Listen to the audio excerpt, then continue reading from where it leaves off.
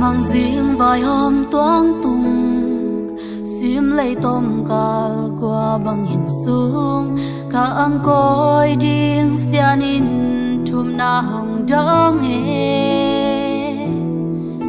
ngày yo nắng to riêng vài hôm điên nộp lệ đàn na can tan không điên a ton tung in ina mà xuân đến ni ya palmi sa tam lạc pan ang coi điên chỉ bằng nông tel ta san ngày nay lâu in na man kê nông lá khi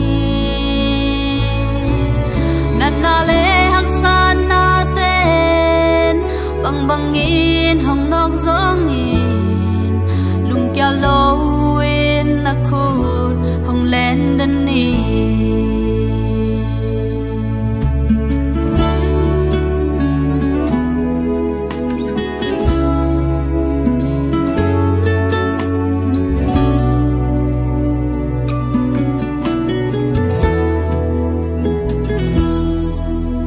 mang riêng vài hôm toáng tung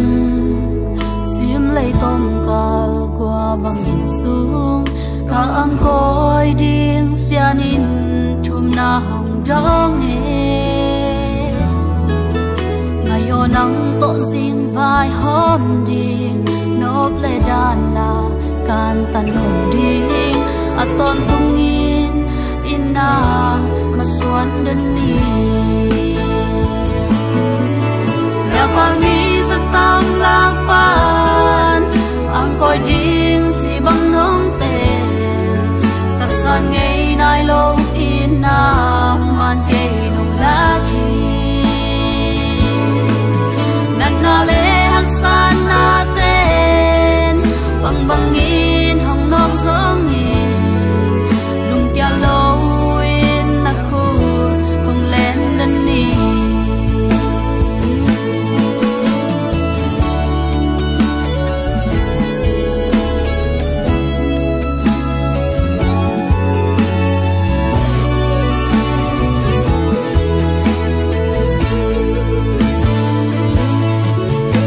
palmi sa tam lạc pan ang coi điên chỉ bằng nông tel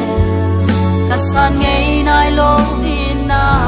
man kê nông lá khi nát na lê